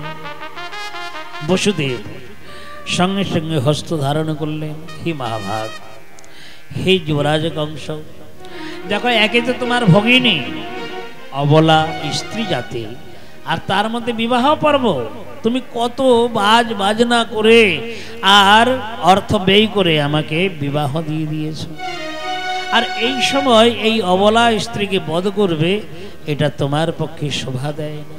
তুমি এক মহান বীর, যদি মনে করো প্রারব্ধ কর্ম। দেখো গ্রামের মধ্যে আগুন লাগে, গ্রামের মাঝে আগুন লাগে, আশেপাশের ঘরে আগুন লাগে না, ছিটকে গিয়ে গ্রামের বাইরে আগুন লেগে যায়। তো মহারাজ, যদি প্রারব্ধ কর্মে এইটাই থাকে, কেউ উল্লঙ্ঘন করতে পারবে না। মৃত্যু জন্মবতাম রাজন দেহে ন সহজায়তে। এই যুবরাজ, জগতে জন্ম নিলে, মাতৃগর্ভের থেকে জন্ম নিলে তার মৃত্যু অবশ্যম্ভাবী, মৃত্যু অবশ্যই বরণ করতে হবে, তার জন্য ভয় করে কোনো লাভ নেই। তবে হে যুবরাজ, তুমি যেটা ভয় করছো, আমি তোমাকে অভয় দিচ্ছি। এই দেবকীর গর্ভের থেকে যে কয়টা সন্তান জন্মগ্রহণ করবে, আমি প্রত্যেকটা সন্তান তোমার হস্তে তুলে দেব। তথাপিও তুমি এই দেবকীকে বধ করবে। মহারাজ যুবরাজ কংস বসুদেবকে ত্রিসত্য করিয়ে নিলেন, আর বসুদেব বললেন, ঠিক আছে, যে কয়টা সন্তান জন্ম নেবে সব কয়টা আমি তোমার হাতে তুলে দেব। প্রতিশ্রুতি হলো, দিয়ে যুবরাজ কংস দেবকীকে পরিত্যাগ করলেন। বসুদেব মহাশয় দেবকীকে নিয়ে যৌতুক সমূহ নিয়ে নিজ রাজমন্দিরে প্রবেশ করলেন।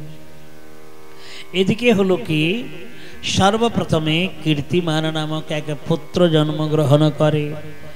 বসুদেব সেই পুত্রকে নিয়ে মহারাজ কংসের হস্তে সমর্পণ করলেন। আর মহারাজ কংসের হস্তে যখন সমর্পণ করেছেন,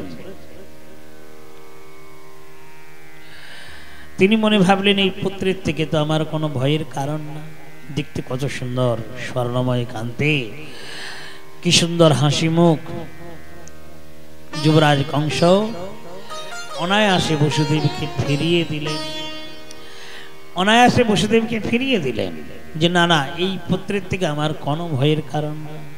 বসুদেব নিয়ে আসলেন। দেবর্ষি নারদ এসে বললেন, নারায়ণ নারায়ণ নারায়ণ। মহারাজ আপনি কি করলেন? বলে, কেন? বসুদেবের প্রথম সন্তানকে ছেড়ে দেওয়া উচিত হলো না। বলে, কেন? তার থেকে তো আমার কোনো ভয় নেই।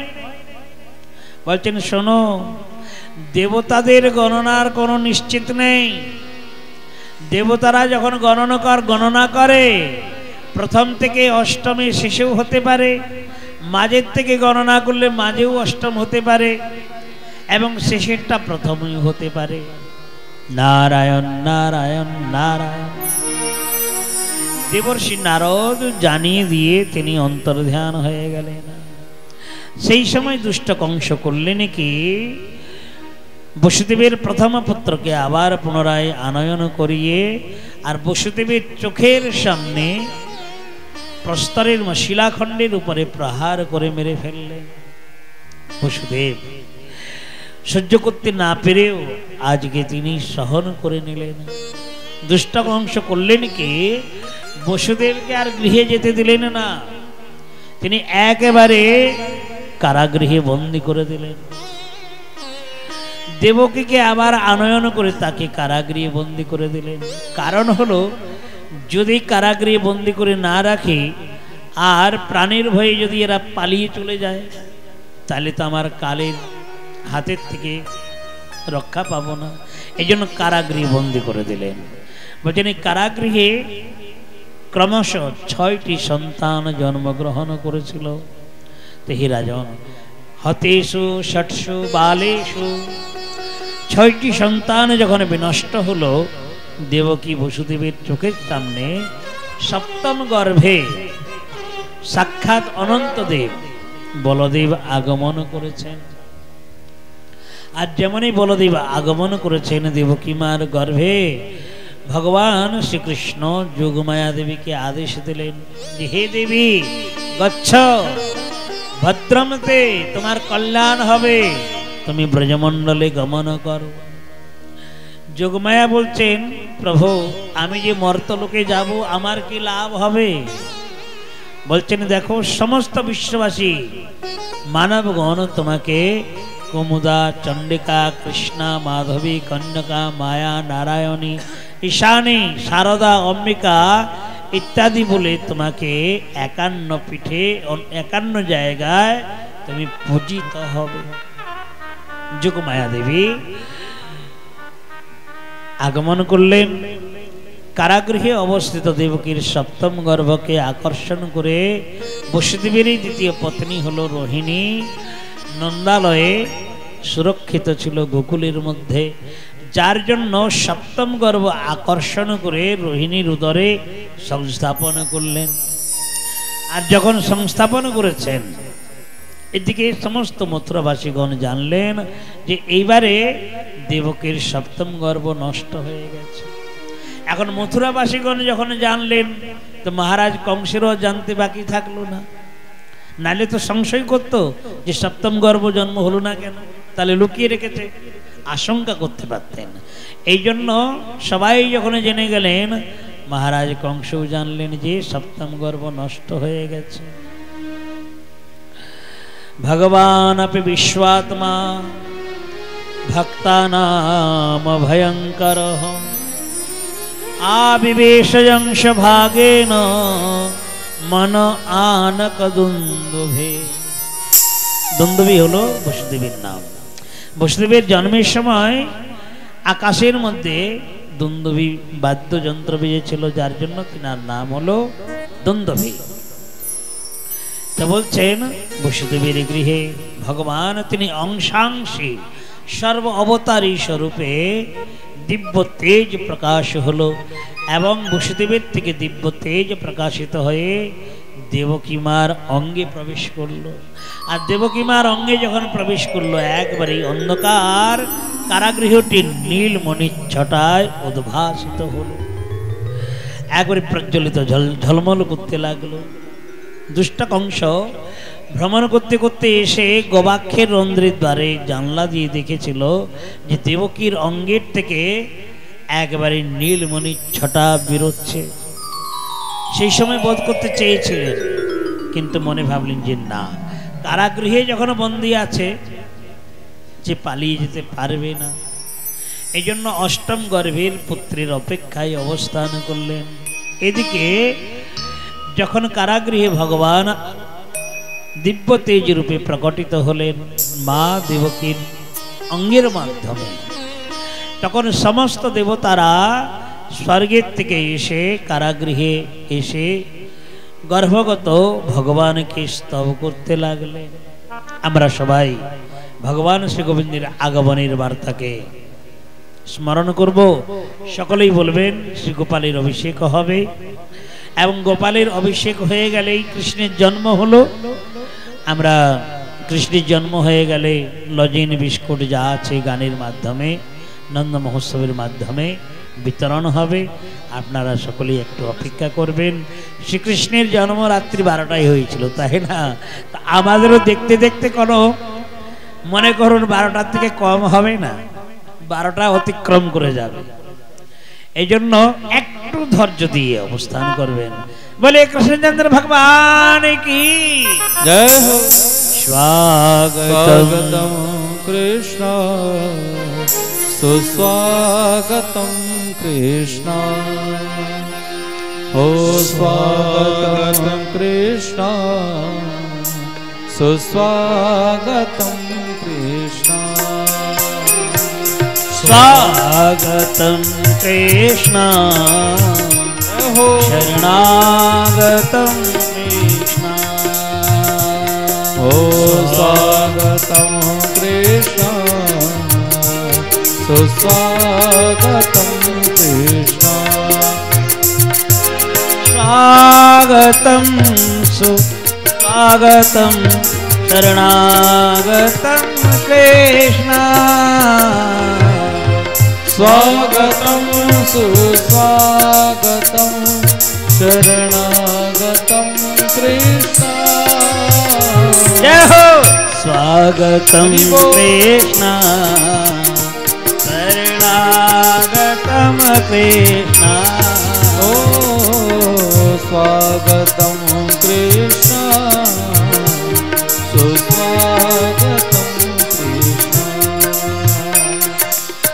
मैया जिनकी यशोदा है नंद जो बपैया है मैया जिनकी यशोदा है नंद जो पपैया है ऐसे श्री गोपाल को हो ऐसे श्री गोपाल को हाँ हाँ ऐसे श्री गोपाल को हो ऐसे श्री गोपाल को बारंबार प्रणाम है बारंबार प्रणाम है स्वागतम कृष्ण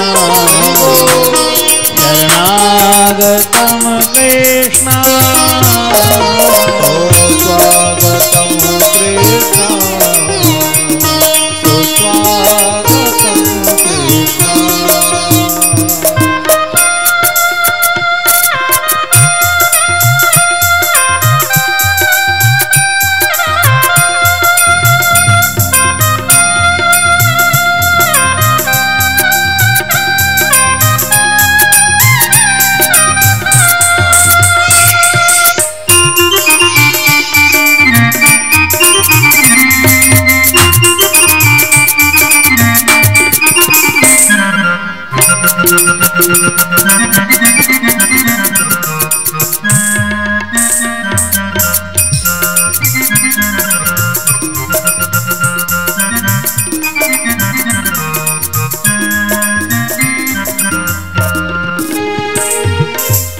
শ্রী গোবিন্দের আবির্ভাব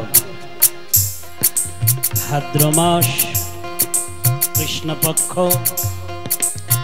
অষ্টমী তিথি অর্ধরাত্রে আর সেই সময়ে সর্বগুণোপেত কাল পরম শোভন কাল নিজের কুটিলাগতিকে পরিত্যাগ করে ঋতুরাজ বসন্তের ভান্ডারে যা কিছু সামগ্রিক অঙ্গের আভূষণ নিয়ে আজ ব্রজমণ্ডলে আবির্ভূত হয়েছে সমস্ত মথুরাপুরে অলঙ্কৃত হয়েছে বলছেন অর্ধরাত্রিতে সর্বপ্রকার পুষ্প দেখুন সূর্য উদয় না হলে পদ্ম ফোটে না কিন্তু রাত্রিতে অর্ধরাত্রিতে যমুনার কূলে চারি প্রকার পদ্ম প্রস্ফুটিত হয়েছে কুন্দ কুসুম ফুটেছে চারিদিকে একবারে পুষ্পিত বন ভ্রমরের ঝঙ্কার এবং ময়ূরের কেকারম রাত্রির মধ্যে পক্ষীগুলির কুজন বলছেন দুষ্ট কংস ঋষিমুনিগণের যজ্ঞকে ভঙ্গ করে ফেলেছিল আর রাত্রিতে কি হলো সেই ভগ্ন কুণ্ডের থেকে অগ্নি আপনি প্রজ্বালিত হয়ে উঠেছে সমস্ত ঋষিমুনিগণের মন প্রসন্ন হলো আবার আকাশে মেঘ গর্জনা করছে মন্দং মন্দম জলধরা জগর্জুর অনুসাগর সাগরে যেমন গর্জনা করে সেই প্রকার চারিদিকে একবারই বাদল একত্রিত হয়ে চন্দ্রমা বলছেন না না আমাদের কুলের দেবতা প্রকটিত হচ্ছে, অতএব আমি আগে দর্শন করব। বাদল সমূহ বলছেন না না চন্দ্রদেব আসলে তো আমাদের অঙ্গের বর্ণ ধারণ করে এসেছেন, এই জন্য আগে আমরা দর্শন করব। তো মেঘ সমূহ চন্দ্রমাকে ঢেকে দিচ্ছেন, চন্দ্রমা আবার উদিত হচ্ছেন, আবার মেঘমালায় ছেয়ে ফেলছে। মন্দম মন্দম জলধরা জগর জুরনু সাগরম। আর বিশেষ কারণ কি হলো জানেন? ভাদ্র মাস গরমের দিন, আর সেই সময় বসুদেব যদি কৃষ্ণকে নিয়ে গোকুলে যান আর কেহ যদি দেখে ফেলে আর মহারাজ কংসকে সূচনা দিয়ে দেয়, তাহলে মহান বিড়ম্বনা হবে। এই জন্য আকাশে বাদল ছেয়ে গেছে, বর্ষা হতে লাগলো পুষ্প বর্ষার ন্যায়, আর মেঘের গর্জনা। যারা বাইরে ঘুমিয়েছিল ওই মেঘের গর্জনা শুনে বর্ষার জল পেয়ে নিজ নিজ ঘরে প্রবেশ করলো। বলে ভক্তবৎসল ভগবান কি। তো অর্ধরাত্রিতে বৃষলগ্নে রোহিণী নক্ষত্রে কারাগৃহে শঙ্খচক্র গদা পদ্ম ধারণ করে ভগবান চতুর্ভুজ রূপে প্রকটিত হলেন। বলে কৃষ্ণচন্দ্র ভগবান কি, কৃষ্ণ ভগবান কি জয় জয় শ্রী রাধে রাধে। কারাগৃহে চতুর্ভুজ রূপে প্রকটিত হলেন, আর সেই সময় বলছেন যে হে মাত হে পিত, আসলে তো আমাকে পুত্র রূপে প্রাপ্ত করার জন্য তোমরা ব্রহ্মার আরাধনা করেছিলে, আজ সেই আরাধনা পরিপূর্ণ হয়েছে, আমি নিজে স্বয়ং পুত্র রূপে আগমন করেছি। যদি কোনো ভয় মনের মধ্যে ভয় উৎপন্ন হয়ে থাকে তাহলে আমাকে অন্যত্র নিয়ে রেখে এসো। এই কথা বলে বহুব প্রাকৃত শিশু, সদ্যজাত শিশুর ন্যায় ক্রন্দন করতে লাগলেন। আর সেই অবস্থাতে বসুদেব শিশুকে কোলে নিয়ে, আর তিনি যেমন এই বেরোবেন লীলা শক্তির মাধ্যমে প্রহরীগণ ঘুমিয়ে গেছিলেন, আর এক একটি দরজা উন্মুক্ত হয়ে গেল, বসুদেব বেরিয়ে চলে গেলেন। এদিকে যে সময় দেবকীর সান্নিধ্যে কৃষ্ণ চতুর্ভুজ রূপে প্রকটিত হয়েছেন, গোকুলের মধ্যেও মা যশোমতী ঘুমিয়েছিলেন তিনার সান্নিধ্যে এক কন্যা এক পুত্র জন্মগ্রহণ করেছেন। ন তদলিঙ্গং পরিশ্রান্তা নিদ্রয়াপগত স্মৃতি। মা যশোমতীর থেকে এক পুত্র এক কন্যা জন্ম নিয়েছেন, কিন্তু তিনি কিছুই জানেন না। আর বসুদেব নিজ পুত্রকে নিয়ে যখন যমুনায় অবতারিত হলেন, যমুনা মহারানী চিন্তা করলেন আমার প্রভু আমার বুকের উপর দিয়ে যাবে, আমি চরণ দর্শন করতে পারবো না। একবারে উত্তাল তরঙ্গমালায় আকণ্ঠ পর্যন্ত পূর্ণ হয়ে গেল। শ্রী গোবিন্দ চরণ দুটো ছেড়ে দিলেন, আর ঠিক সেই সময় বসুদেব গোবিন্দ গোপালকে নিয়ে গোকুলে প্রবেশ করলেন। গোবিন্দ গোকুল আয়, গোবিন্দ গোকুল আয়, গোবিন্দ গোকুল আয়, নাচতে হবে। গোবিন্দ গোকুল আয়, গোবিন্দ গোকুল আয়, গোবিন্দ গোকুল আয়, গোবিন্দ গোকুল আয়, গোবিন্দ গোকুল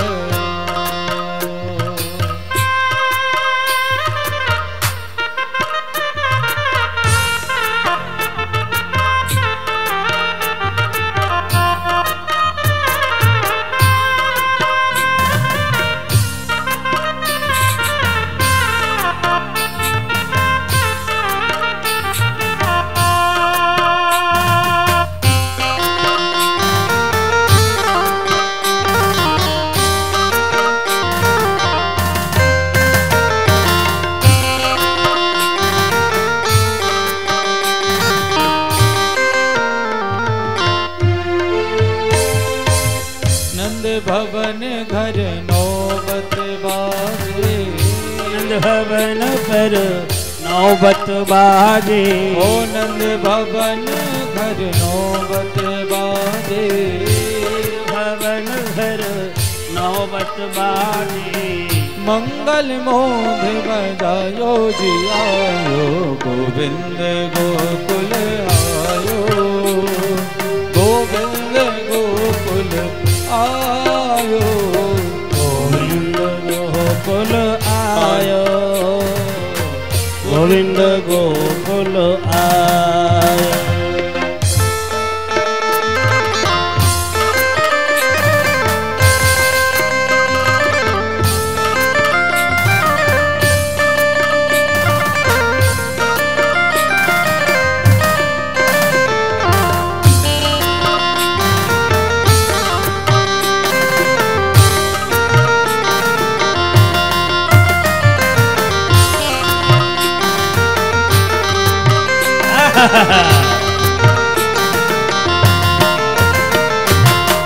इत गोकुल उत मथुरा नगरी, गोकुल इत मथुरा नगरी। ओ इत गोकुल उत मथुरा नगरी, उत गोकुल इत मथुरा नगरी। बीच बहत है जमुना गहरी, बीच बहत है जमुना गहरी। ओ बीच बहत है जमुना गहरी, बीच बहत है जमुना गहरी। ओ बीच बहत है जमुना गहरी, बीच बहत है जमुना गहरी। गोकुल में सुख मथुरा में दुख, गोकुल में सुख मथुरा में दुख।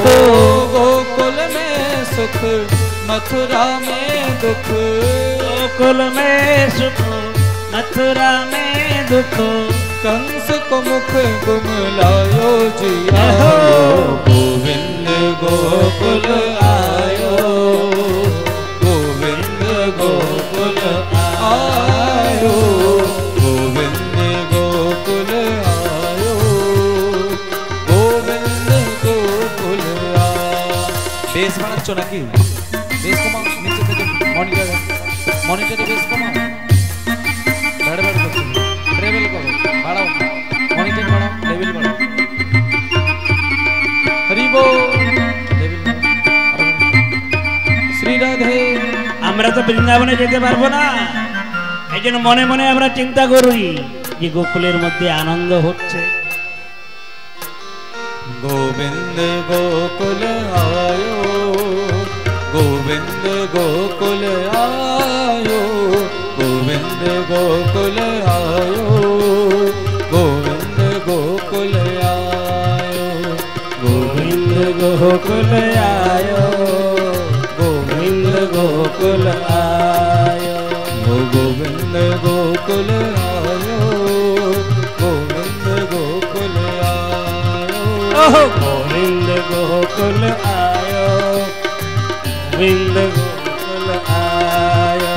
हो इत गोकुल उत मथुरा नगरी, उत गोकुल इत मथुरा नगरी। ओ इत गोकुल उत मथुरा नगरी, उत गोकुल इत मथुरा नगरी। ओ बीच बहत है जमुना गहरी, बीच बहत है जमुना गहरी। गोकुल में सुख मथुरा में दुख, गोकुल में सुख मथुरा में दुख।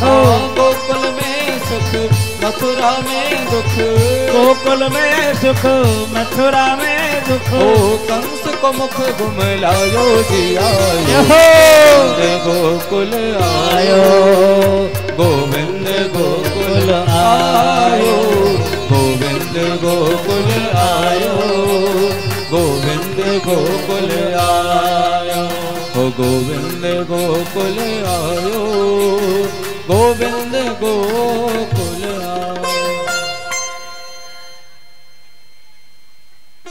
बाजे बाजे रे बधाई तोरे अंगना, बाजे बाजे रे बधाई तोरे अंगना।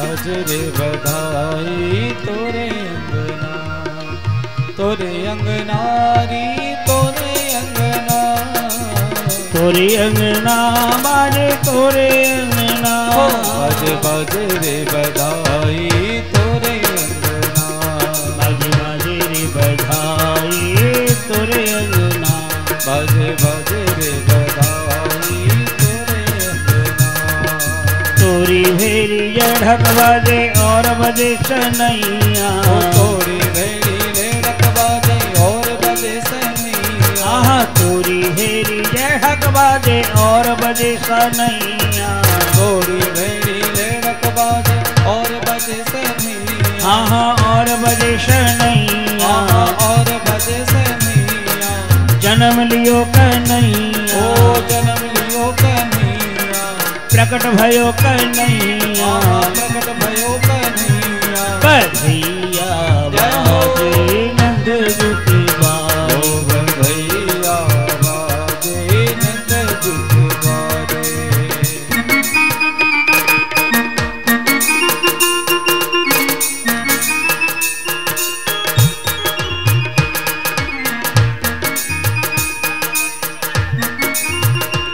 একটু শব্দগুলো ঠিক করে দাও ভাই, ডিমি তবলার শব্দগুলো ঠিক করে দাও।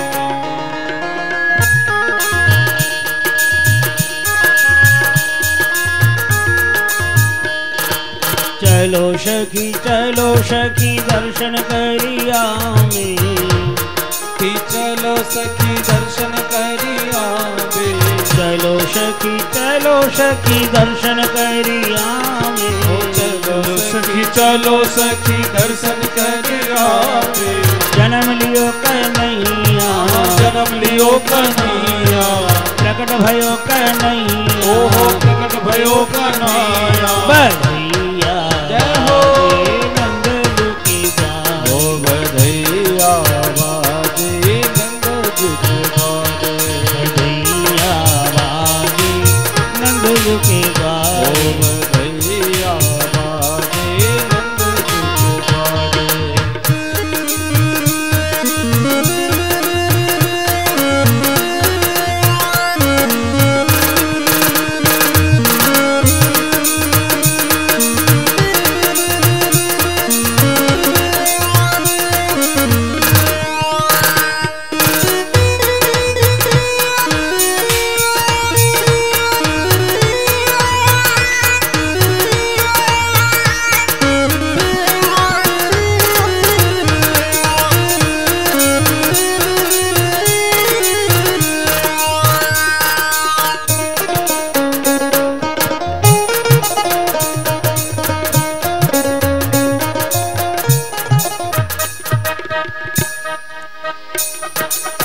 हो बाजे रे नंद के द्वार बधाई बाजे रे, हो बाजे रे बाजे रे बाजे रे नंद के द्वार बधाई बाजे रे, बाजे रे नंद के द्वार बधाई बाजे रे, हो बाजे रे सखी बाजे रे, बाजे रे सखी बाजे रे, बाजे रे सखी बाजे रे, बाजे रे सखी बाजे रे, बाजे रे बाजे रे बाजे रे